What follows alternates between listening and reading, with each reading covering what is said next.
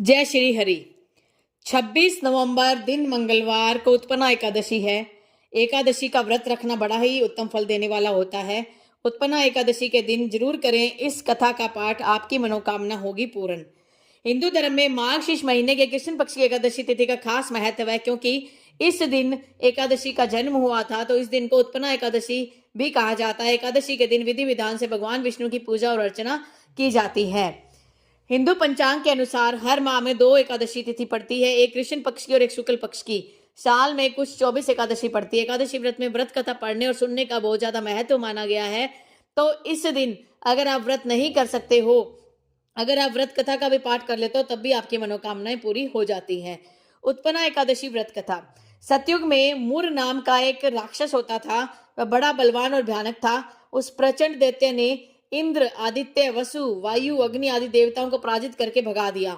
तब इंद्र सहित सभी देवताओं ने भयभीत होकर भगवान शिव से सारा वृत्तांत कहा और बोले कि हे कैलाशपति, मूर दैत्य से भयभीत होकर सब देवता मृत्यु लोक में फिर रहे हैं। तब भगवान शिव ने कहा, हे देवताओं, तीनों लोकों के स्वामी, भक्तों के दुखों को नाश करने वाले भगवान विष्णु की शरण में जाओ, वे ही तुम्हारे दुखों को दूर कर सकते हैं। शिव जी के ऐसे वचन सुनकर सभी देवता क्षीर सागर में पहुंचे और कहा कि हे मधुसूदन, आप हमारी रक्षा करें।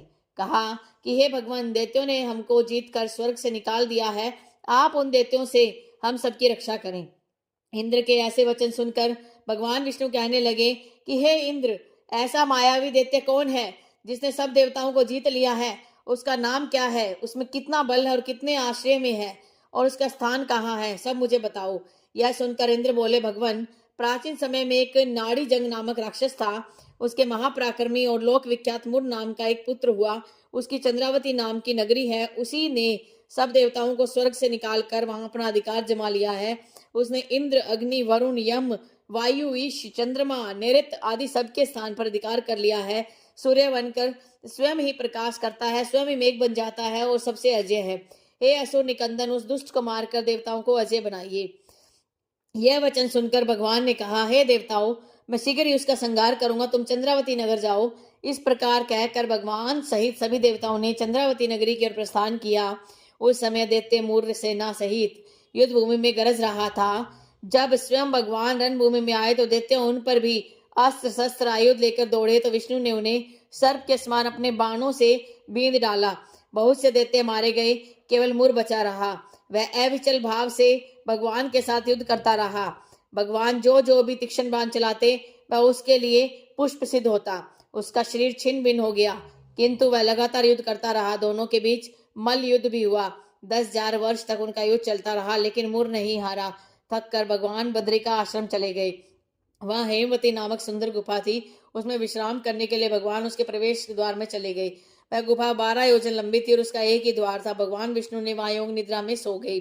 मोर भी पीछे पीछे आ गया और भगवान को सेवा देकर मारने को आतुर हुआ। तभी भगवान के शरीर से उज्जवल कांति में रूप देने वाली देवी प्रकट हुई। देवी ने राक्षस मोर को ललकारा, युद्ध किया और उसे तत्काल मौत के घाट उतार दिया। श्री हरि जब योग निद्रा से उठे तो सब बातों को जानकर उस देवी से कहा कि आपका जन्म एकादशी के दिन हुआ है, अतः आप उत्पन्ना एकादशी के नाम से पूजित होंगी। आपके भक्त वही होंगे जो मेरे भक्त होंगे। इसीलिए उत्पन्ना एकादशी के दिन भगवान विष्णु की पूजा करने से उत्तम फल की प्राप्ति होती है, लक्ष्मी माता की कृपा होती है और घर में सुख, शांति, समृद्धि और वैभव हमेशा बना रहता है। तो अगर आप उत्पन्ना एकादशी का व्रत नहीं कर पा रहे हो, तो इस व्रत कथा को जरूर सुनिएगा। जय श्री हरि।